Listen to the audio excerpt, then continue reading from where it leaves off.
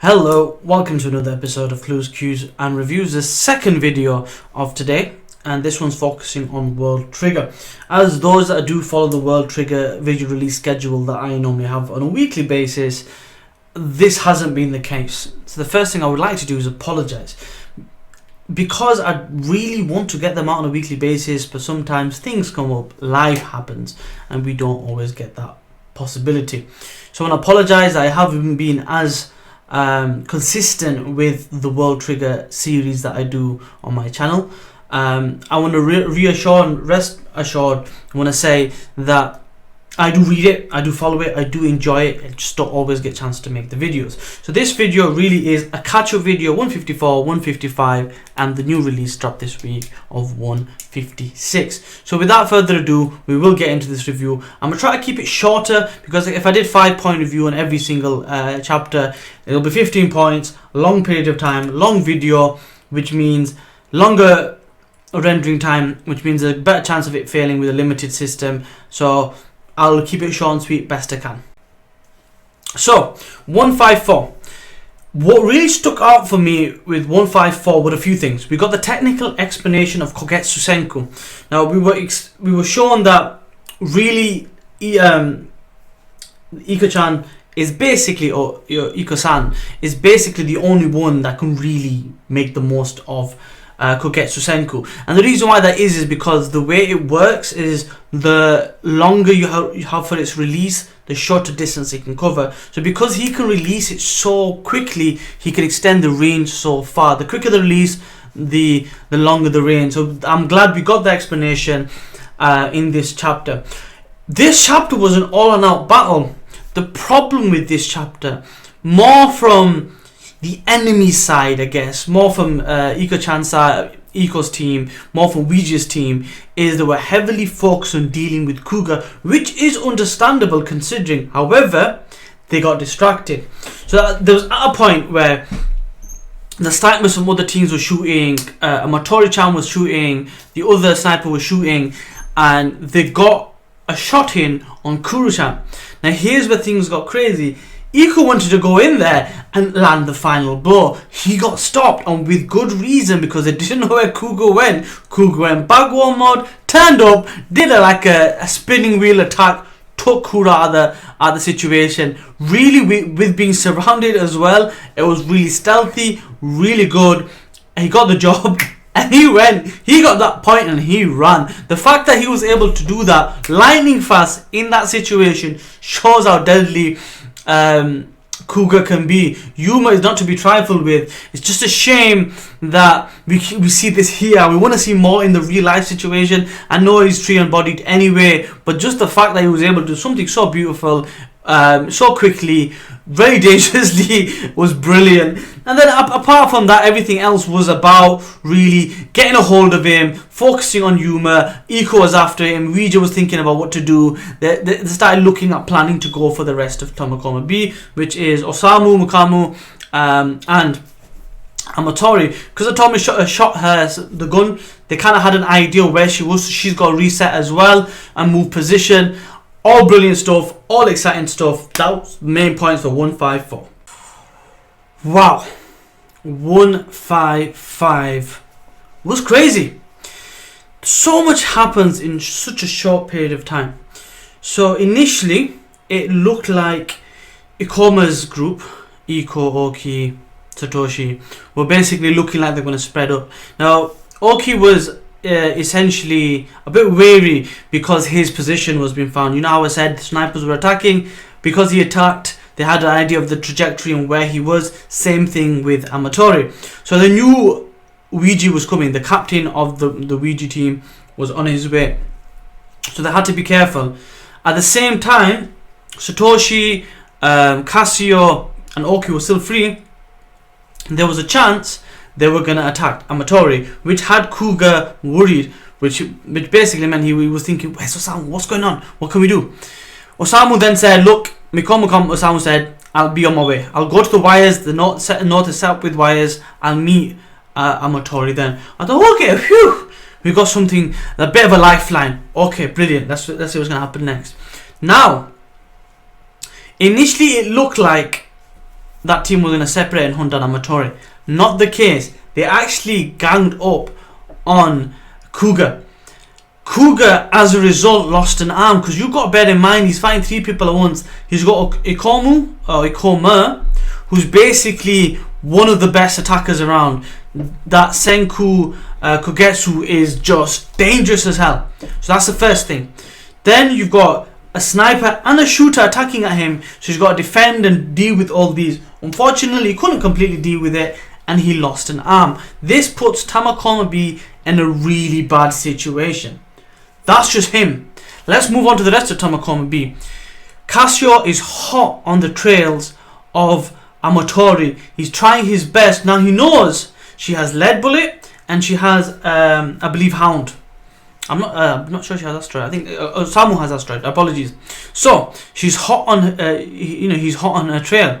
Now he knows that if he keeps Amatori using her shield by attacking her, pushing her back, she won't use Lead Bullet. Now there was this part in this scene I was like, Amatori, you are a genius. She's running and she randomly hops. So I think, oh, we've got into the wire zone. So naturally Casio's reaction is, shit, wires, what do I do? Let me blast through them. So he gets his swords out, he probably has Scorpion, and he blasts through what he thinks are wires. No wires there at all. That was the plan. She hopped to make him think there were wires there. No wires. Who turns up? Boom! Osamu's in the area. 2 against 1. Now, for him to escape, he's got to get space. He can't get space because he's getting hounded now. Hound is on his case. He tried to escape the Hound. What happens? Osamu double team. Boom! Casio's out of the equation. 2 points now to Tamakoma B. Here's the thing though, Weeja is by himself. He lost Casio today. He lost Kuro-chan Kuro-san last chapter. He is out for blood, and how does it end? With him catching up with Osamu. Osamu's in some trouble because Weeja is not someone to be trifled with. He's got 2 attacking triggers that he uses with both hands. What's gonna happen next? 156 on its way. So 156. I'm using a bit more of a mellow tone because one of my worries and what a lot of other people predicted did come true, and it's one of those where you expect it but you don't really want it to happen. So this might be a bit rantish. Okay, let's go through what happens, because not all of it was bad, some of it were good. And very much this sets up, this chapter ending sets up the final clash, I guess, or the final confrontation. Now, let's just kind of cover what's already happened. With the Ouija team, the team that was originally ranked 5th, has lost 2 of its key members. It's lost Casio and it's lost Kuro-chan. So they're done. Ouija's by himself. That's number 1. For the Ikoma team, they've basically lost Kai, who's basically rushed in there, and to be fair, kind of got caught out. It's his own thing, it's his own fault. But anyway, so that's that. Tamakoma B, second, whichever way you want to call him, are in a good position. I'll talk about points at the end, but we'll get to that. So we just caught up with Tamakoma B's Osamu, Mikamu, and Amatori. Now, for the most part, they do their best to fight against the guy. They really do. And it looks like they're doing okay, they'll survive. The main plan is just to get to the wide section, which they're not far from. But Luigi isn't someone that you can just push over. There's a reason why he's the captain, and the reason why he's ranked where he is, and the reason why he's so dangerous. So they try, they think, oh, we've got one of his hands covered. It's not enough. Because before Osamu could do anything, he lost an arm, he tried fighting, and the guy just mercilessly butchered him. He literally, pow! Scorpion or Kogetsu straight through his throat. Osamu was out there. And I was like worried. I was really worried. I was thinking to myself, how the hell is Amatori gonna get away from Luigi? But I was wrong. We see one massive hound, a really just huge hound attack, and it's mainly because of the Tryon, right? And Luigi's like, no, she's not gonna do anything, and she does. but in a very clever way. So this shows development for a person who doesn't want to harm anybody, to take the initiative to use Hound in such a creative way to blind the enemy, to use the location of the fighting arena to their advantage, was brilliant. By hitting the Hound, by forcing Ouija back, she's able to get to the wide section, ending with Yumakuga in the wide section, Amatori in the wide section, and the rest of them waiting on the outside. So on one side you've got Yumakuga, who's basically dealing with Okamu and Satoshi, and with the sniper somewhere around. You know, he's up there to doing something. But because it's on rooftops, they can't hide for long because they're going to get hit by Amatori all day long with that cannon she has. She does damage, and they know that. Ouija's also around, so his participation is going to be interesting. But Kuga lost an arm, so it's an interesting dynamic. But you know, they're going to use the wires to their advantage. The sniper has Grasshopper. I believe Satoshi has Grasshopper as well, the shooter, and as you know, Yumakuga has Grasshopper. So to kind of cover what's going to happen next, it's going to be fighting those wires. So here's a few things to go over in terms of the pointing system. Remember previously, before the war started, they do an overview of the points. I think that's critical to kind of look at this point now, just to give you a heads up of the things that have been happening and the potential outcomes of this battle. So let's start off with the pointing system before this battle started. Bearing in mind this does not impact the second and the first position, because we haven't seen their battles, we don't know what they're doing. So Ikoma haven't actually defeated anybody. They have gained no points, but they started with 27 points. They are still on 27 points. And that's number one. Number two, Tomakoma B. They started on 26 points, and they took 2 points, one from killing Casio and the other one from killing Kuro-chan, or Kuro-san. That leaves them on 28 points. If everything stayed as is, bearing in mind points are still available, you basically see that they've gone above and they're ranked third at the moment. Okay, bearing in mind they needed to get 6 to at least be level with number 2. Now, Ouija team started off at 25 by taking care of Kai and also taking care of, unfortunately, Osamu. They have gained 2 points. They're now on 27 points.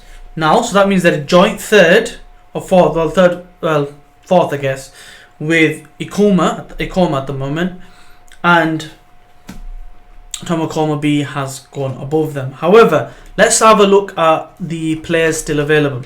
So we have a point available if someone can take down Ikoma. We have a point available if someone can take down Satoshi. We have a point if someone can take down Oki, and a point, this is Tomakoma, if they can take down Ouija. Plus the 2 for survival. So they could potentially get 6 more points. I'll just put that down. So potentially they could be anything up to 34 points, which would put them in a good position. If you look at the pointing system, they would be ranked joint first, pointing wise. That's if they wipe out everybody else, right? Now, let's look at Ikoma. Now Ikoma, again, similar kind of thing. However, this time around, let's just say all of Ikoma's group survive, right?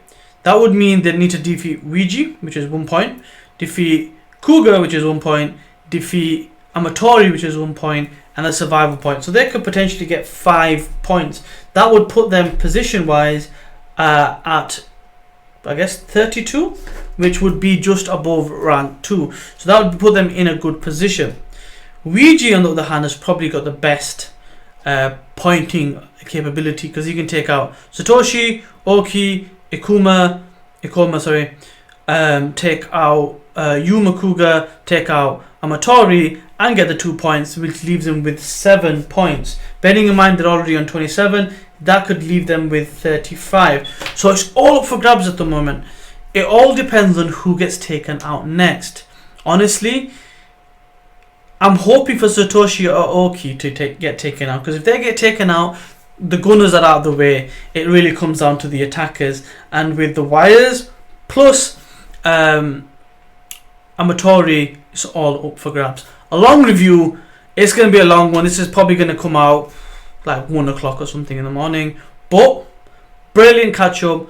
Loving it. Can't wait to catch up. Promise I'm going to do these on a regular basis now. Fridays is probably going to be the day for it, or Saturdays. So look forward to that. Thank you very much for those that watch these videos. If you have been commenting, thank you very much. As always, please subscribe. I will have a watermark on all my videos from now on. So if at any point you come across this video randomly and you want to subscribe, click on the watermark. It's normally in the bottom corner, and join fun. As always, this isn't me looking for subscribers. Every time you subscribe, you're not a subscriber, you're a friend of this community, and I'm not looking for subscribers, I'm looking for friends. So please expand my friend list. Let's build an anime army. Let's build an anime community. Let's get the conversation started. Anyway, as always, thank you very much. I'll see you next time. Peace.